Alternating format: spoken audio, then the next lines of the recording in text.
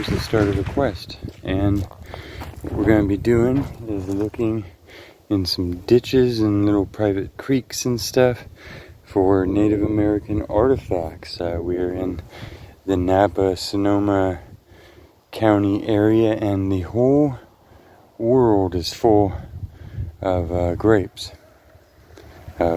The whole valley floors are full of grapes, and so the ground gets tilled, and everything that was ever here, including 10 or 20,000 years of history, is still buried in the dirt. And see, this is a time of year that it gets all ground up, so you can go out and find your permissions, and it's just about walking up and down the rows. And these things are vast. These vineyards are vast. They go all the way across the floor, and so in them, some streams and little creeks and stuff are landlocked and have become privatized.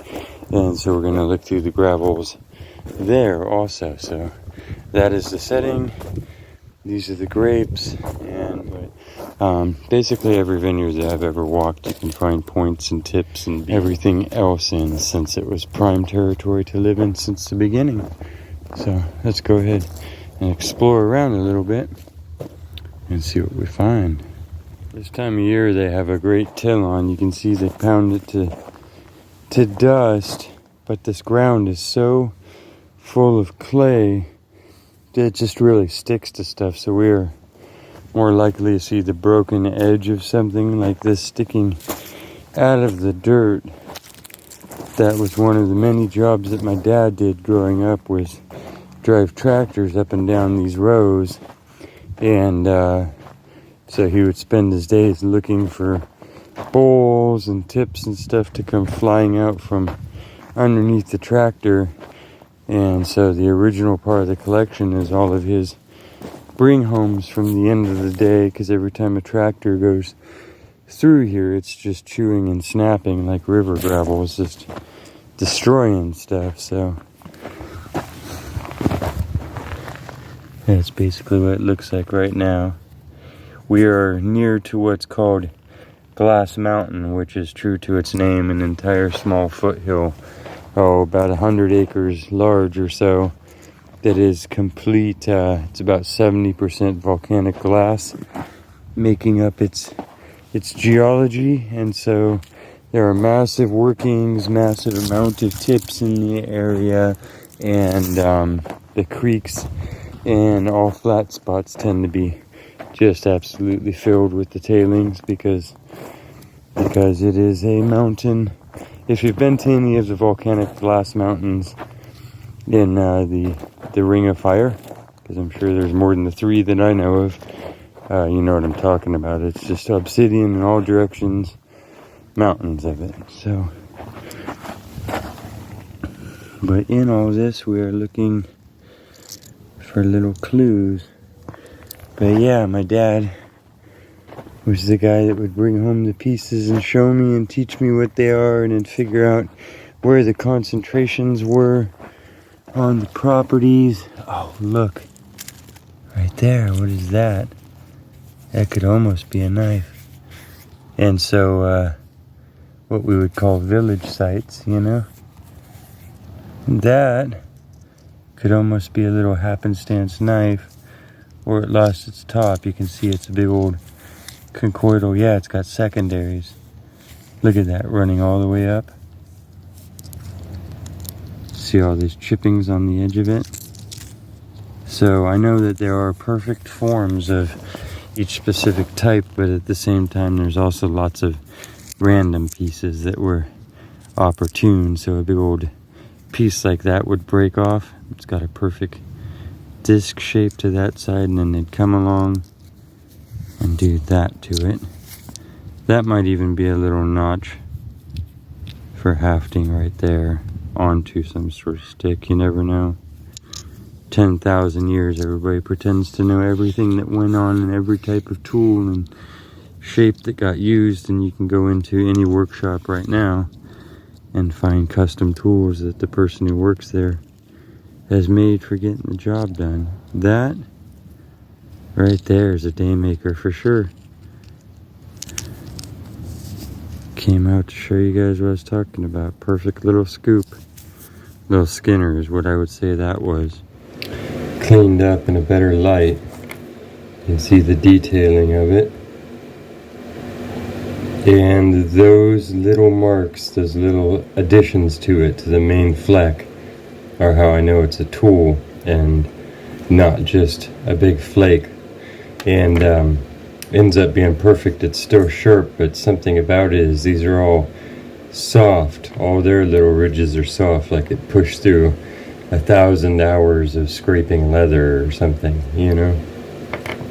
Has a perfect little slope there. I'm actually using my left hand. Let me use my right, assuming that everyone was still more predominantly right.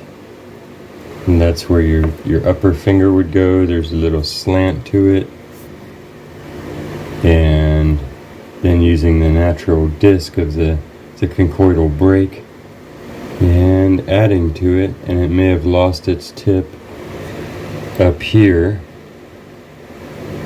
or it may have just been like that, and they decided to only make that part of the scallop a working edge. So pretty cool.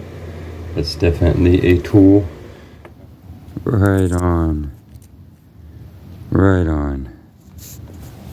So yeah, though, after it rains, now that's been tilled like this the first time that it rains, it is this golden hour in these vineyards because all of the shiny surfaces will be washed clean and there won't be any plants to compete with it. And yeah, just dynamite hunting. It's really cool to kind of figure out where the heavy zones are, where the bends and the rivers are that they like to stay on. All of that. And these are some of the few areas where you can hunt and gather them up to save them. So we're going to be spending some time doing that because just thinking of them getting destroyed out here has been driving me crazy. So regardless of anything, we're saving stuff from destruction from now on. Okay, got a little something showing here. Oh, it's just a piece, but it is a piece. That's probably its actual butt. Crudely made, but some of them were more wonky than others because there was so much abundance of obsidian in these areas that sometimes, even though it was wonky, they would still run with it and just use it until it went. But that's probably, you can kind of see the center ridge there, the base of it. I'm gonna lay this on paper for you and help you visualize it. That might actually be a part of that laying there. It is. Okay. So yeah. And it's missing its tip, and it was just kind of tall and fat wise. I'll lay that on paper and you can check it out. You can see all the workings on that. There's the belly of it, that's what I call it. I'm not sure the actual technical name. And then there's the upper ridge, and you can see there's a little bit of the native stone still left on there. Native stone, I mean the outside of the stone. And wasn't worked into a perfectly balanced thing, but still has that hydrofoil shape overall. And I believe that's actually the end. A lot of the times the ends in this valley are just kind of ugly like that. They don't have any exact one style. They'll just end off. You see I glued the two pieces together. That's where it was broken. And usually, I can show you about 50 versions of this. It would look something like that.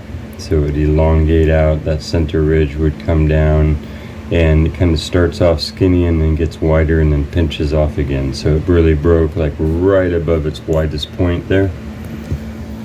I think before the light fails us, since we're finding this little concentration here, we need to walk circles and see what there is to see.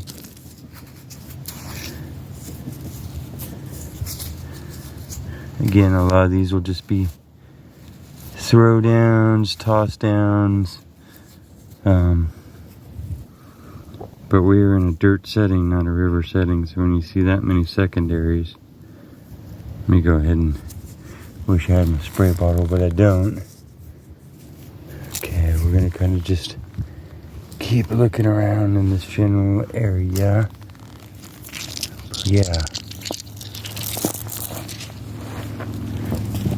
Yeah, what? I don't know, yeah. Just, yeah, this is exciting. What you don't see is the huge areas in between where there's nothing showing, and then we start to find this.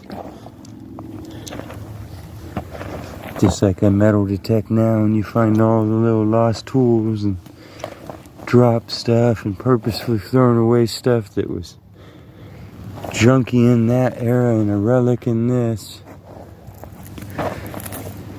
Pretty cool. Okay, I'm gonna turn it off for a second because all I'm showing you is dirt. But that's what I'm doing, is looking for shape and shine. We're looking for shape and shine.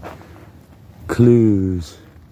I don't want to go too many rows. I want to go back and circle back on that one area. So that's what we're doing. Okay, let me show you these next two.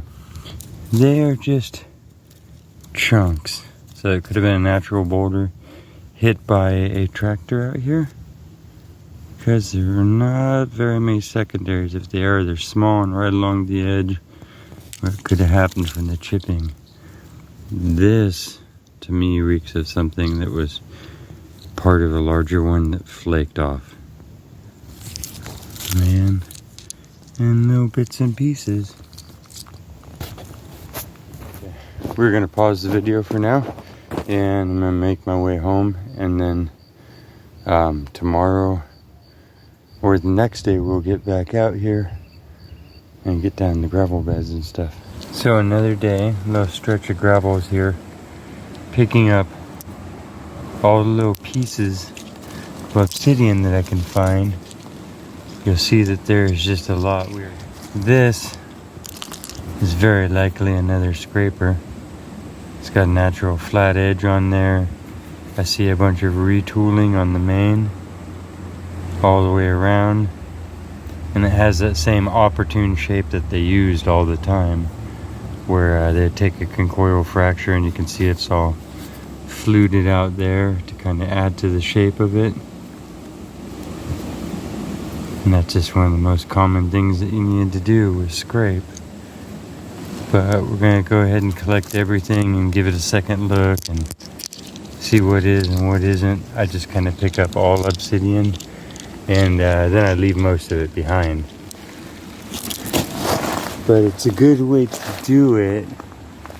And when you hear me say in other videos when we're in a creek bed and I say there's not a lot of natural obsidian, this one there is a lot of natural obsidian. There's a lot of little pebbles that came out of the mountain and washed down all by themselves and broke all up.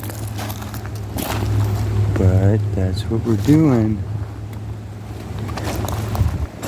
Okay, this is the next beach. Just again collecting little pieces where you can see there's so many little retouches. I'll have to look at them all super close. Get all this calcification scrubbed off of them. And see what might have been before the water came and got them. But I wanted to show you our first really, really good find. We'll walk back over there. And there it is. So it's broken. But nice little tip.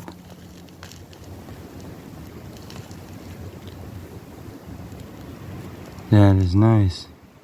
Hasn't been too destroyed. It went out farther that way. And yeah, just gonna keep looking through the gravels. It's really deceptive here because it's been washed over with the like cemented water, so everything's really obscured and rounded.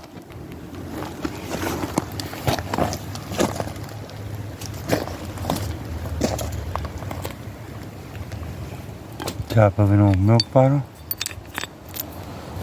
Lots of history in the creek. Just kind of picking through and seeing what there is. It's a series of clay chutes running all through these fields and then little wide spots where it dumps out the gravel in low pressure areas, and those move around and they tend to be the areas that grow all the plants on them. And so it's just an ever-changing landscape. And you gotta see what the water brings each year.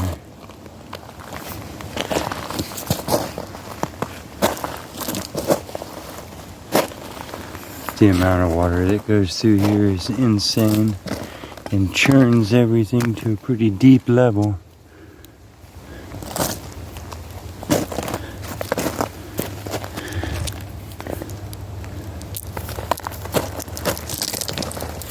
This is the bottom of maybe a milk jar.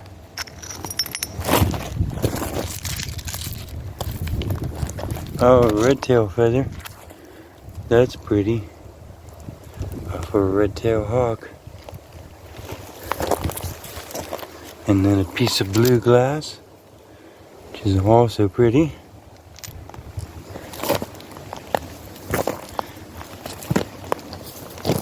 Here's our next truly awesome find. Do you see it? It's pretty much right there in the middle. It was laying like that. And I flipped it over. Yeah, it's lost its tip, but its overall shape is there.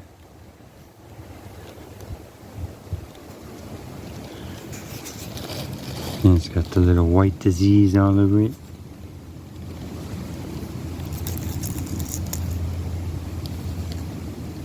But that is another nice little piece.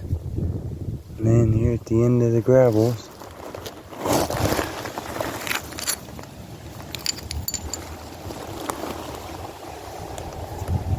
And you only get so much space before you have to climb up and out and find some whole other access down to some whole other gravel bed. So, what's this? We got, not much. There's something laying behind it hiding here. Again, that might be. It's a real common tool shape. You can see the edge all knocked down on it and retouched.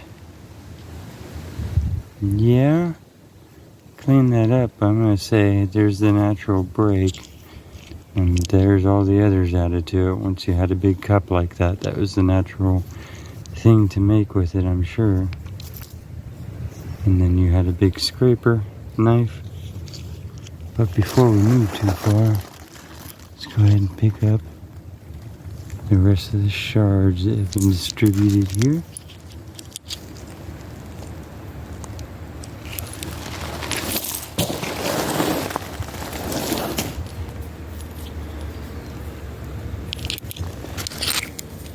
Huh.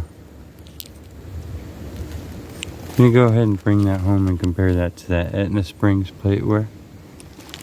And see how close of a match we have again.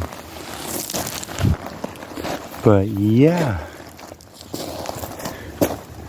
not bad, not bad.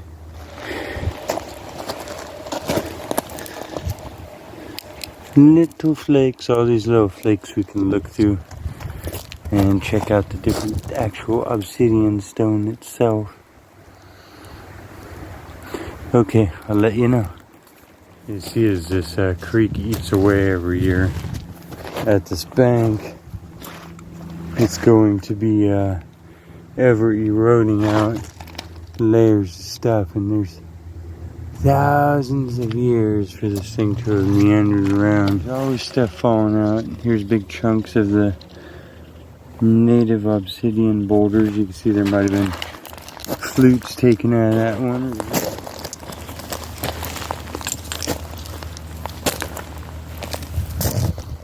That's the name of the game, though.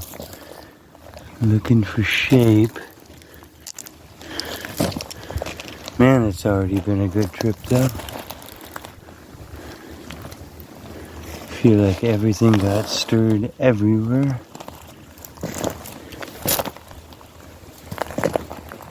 Okay, I'll let you know. Just found this laying there. It's pretty wicked. You better bring that home. I know it's kind of gross, but I think it's kind of cool. I think it died and then ants and bugs picked it completely apart. Yeah, pretty cool. Pretty cool dragon parts. So I did want to bring you here. This is actually Lodi Lane where it meets Silverado Trail down here. And this is what we called Glass Mountain. It's about 70% volcanic glass mixed in with rhyolitic tuff. And there are multiple manufacturing sites on there where I used to tend properties. This used to be deep fir forest until the fires came, and now I've never seen it look like this before in my life. But you can see it's just a little hill, and that little hill has been the center of all tool manufacturing for endless ages. So you can stop at the different pullouts along there and look and see the volcanic glass sticking out of the layers of ash. And yeah, there's a landscaper on a couple of the properties, and you could fill a 2-gallon bucket with blanks and toss downs. I have. There are endless stories from the locals of the different working sites and stuff there, and I've seen it myself, where there's whole diggings into it that are prehistoric.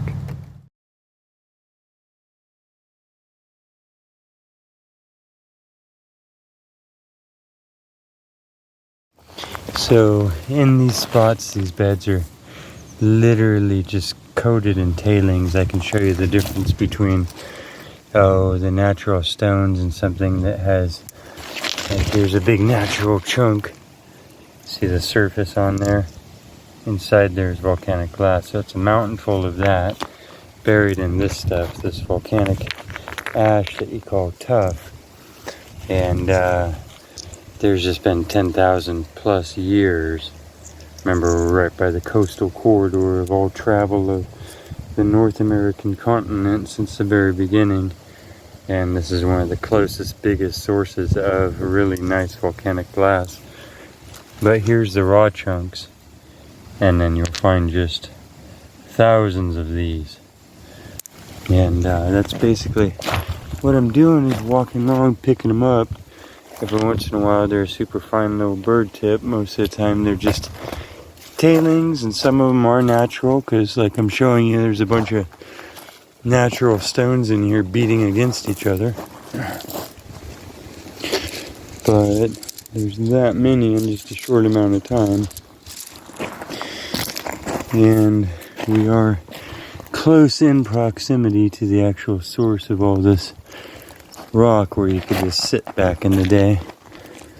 And one of the rocks in here that'll trick a lot of people is there's this tuff in here that looks a lot like petrified wood, and that is not petrified wood. That is just a layered up ash. That's how fine it was falling day after day. So that's what we're doing right now. About the width of the whole creek here. Lots and lots of pieces that look like they have way too many chips on them to be in. Lots of natural stones, chunks as big as that. And a lot of distance to check.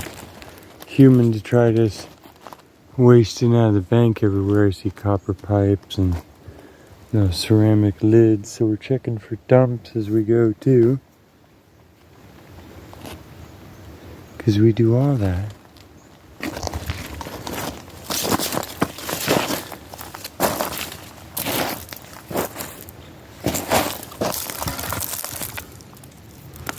These are all just the raw pieces. Okay, gonna keep going. I'll let you know. Old Big old steel wheels. It's a really cool piece. You can tell it's natural still. It's got the rough outside on it. But cool shape overall. That could have been taken and made into a tool easily. Lots of other iron and weird stuff. Cans. There's a big beautiful tool that, look at it. It's been all dinged up by the water. I think it might have even lost a big piece there. But yeah, unless that was an intentional hook. Like a tenon cutter. Big old knife. That's beautiful. Would definitely take that.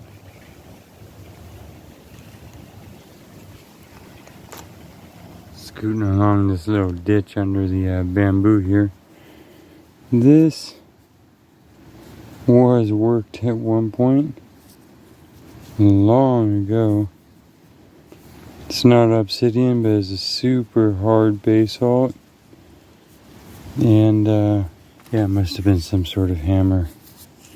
I don't know why they'd be doing stuff out of that instead of out of the obsidian, but that's definitely been affected by humans in my opinion, and we're in a riverbed of rocks that look strangely shaped, and not all of them are affected. This one has a lot of fluting and a lot going on with it. I feel like it was trying to be turned into something. May have been crudely and rudely used. Again, you have the little flat spot on the back, and you have that same opportune shape of a conchoidal fracture, little bulb of concussion, the little roundness there. Could have been a scraper just lightly used. I'm going to go ahead and carry that just because it's a different thing. It's hard to prove, but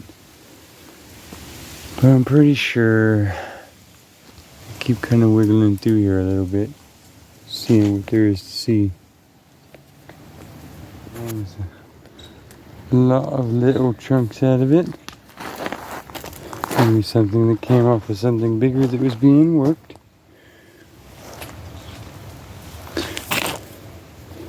And this could well have been on its way to being a little knife creature. These big chunks of black.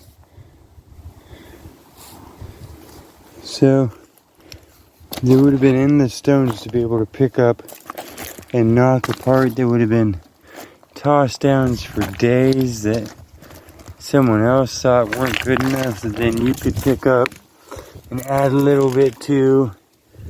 Now that sure looks like the broken pieces of something. A lot of work into that little piece.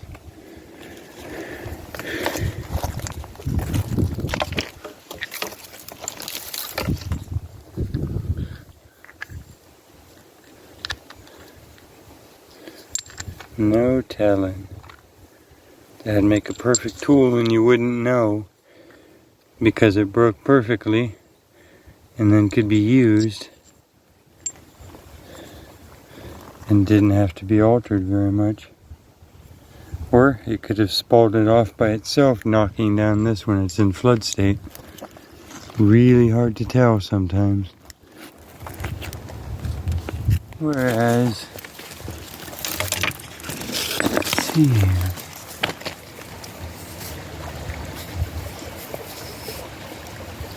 That is a chunk of petrified wood. Huh. Well, it's on that side of the valley. We're not far from it. So, that's the confusing part. There can be... That's how this type of wood was that's how this was petrified, was by being laid down in the ashes. So the very things that were confusing it with sometimes can be concealing it. So that's a piece of petrified wood right there. Wow. Okay. Also, huge piece of obsidian. You can see the purity of this. No bubbles and fractures and stuff. Just true, pure black inside. Might bring that one home. But yeah, okay, so there is petrified wood mixed in with all this rhyolitic tuff. So keep your eyes open and know what you're looking at. Oh, we'll take that.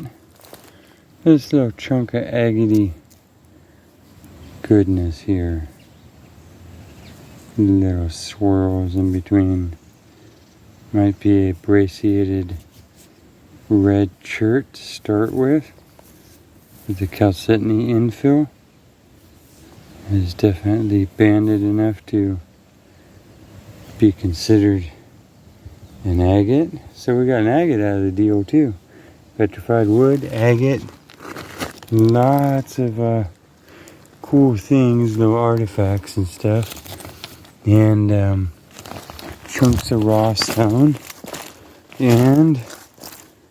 because it's not over yet, so stay tuned for sure. There's just so much of this stuff that you would think was petrified wood that isn't. Those are just swirly layers in ash. This is just a layered piece of rhyolitic tuff. Most of what you're seeing is, so it can be really tricky to pull out the actual pieces of wood in this zone.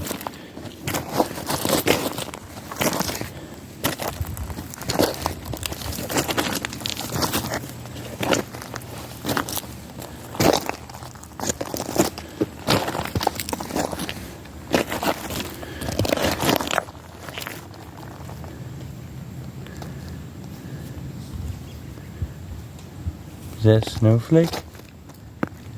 Might be, huh? Ish, almost. It's got gray patches in it.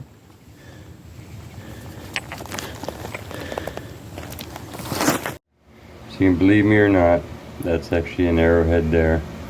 And just through time and gravel and sand, just like a rock tumbler, it has been tumbled down. So there's the skinny end of it, the base end, and then the center ridge that would have come up, and then again it's kind of broken right beyond its widest point and would have extended out something like that.